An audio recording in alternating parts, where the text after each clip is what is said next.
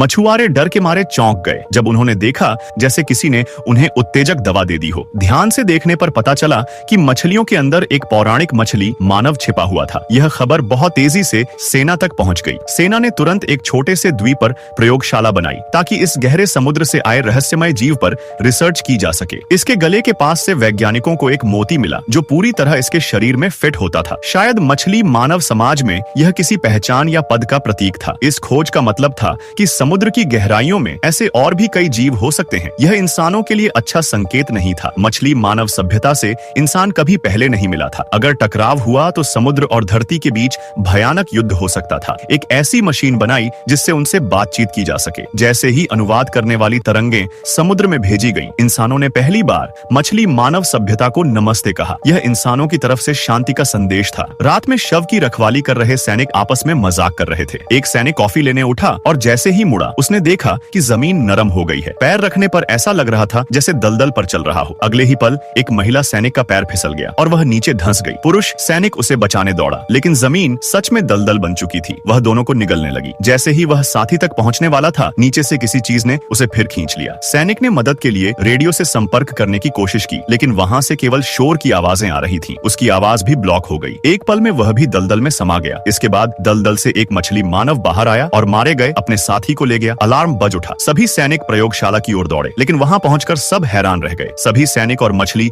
मानव गायब थे। लेकिन मैट ने कुछ अजीब देखा। पास में एक टूटा हुआ स्टूल जमीन में धंसा हुआ था। अधिकारी ने गायब सैनिकों से संपर्क किया। हैरानी की बात यह थी कि आवाज जमीन के नीचे से आ रही थी। उन्होंने मिट्टी खोदने का फैसला किया और देखा कि दो सैनिक सच में जमीन के अंदर फंसे हुए थे। अचानक पूरे द्वीप पर अलार्म गूंज उठा। समुद्र में तेज हलचल हुई। जैसे ही पानी पीछे हटा, एक मछली मानव दूत सामने आया। वह अकेला आया था। इसका मतलब था कि वे अभी युद्ध नहीं चाहते। अधिकारी ने सभी को हथियार नीचे रखने का आदेश दिया। मछली मानव ने खास तरह की ध्वनियां निकाली। वैज्ञानिकों ने तुरंत उसका अनुवाद किया। दूत ने कहा कि इंसानों ने उनके एक आम नागरिक को मार दिया। सजा के तौर पर उन्होंने भी दो इंसानी सैनिकों की जान ली। अब हिसाब बराबर था। अधिकारी ने शांति की बात की। दूत ने सहमति जताई लेकिन तभी समुद्र में लाखों मछली मानव सैनिक दिखाई दिए। दूत ने कहा कि वह अकेले फैसला नहीं कर सकता। उन्हें पूरी मानव जाति से बात करनी होगी। अधिकारी कुछ समझ पाता उससे पहले ही मोबाइल पर चेतावनी आ गई। दुनिया भर के समुद्रों में मछली मानव प्रतिनिधि दिखाई देने लगे। उत्तर और दक्षिण हर जगह सभी मानव शहरों की समुद्री सीमाएं घिर चुकी थीं। इतनी तेज और विशाल तैनाती से साफ था कि उनकी तकनीक इंसानों से हजारों साल आगे थी। शांति के लिए इंसानों ने तुरंत वैश्विक गठबंधन बनाया। सबसे पहले खोज करने वाला देश ब्रिटेन नेतृत्व में आया। एक विशेष भवन बनाया गया जहां मछली मानव नेताओं से बातचीत हो सके। जब उनका प्रतिनिधि अंदर आया तो सभी दंग रह गए। सबसे ऊंचे स्तर का मछली मानव लगभग इंसान जैसा ही दिखता था।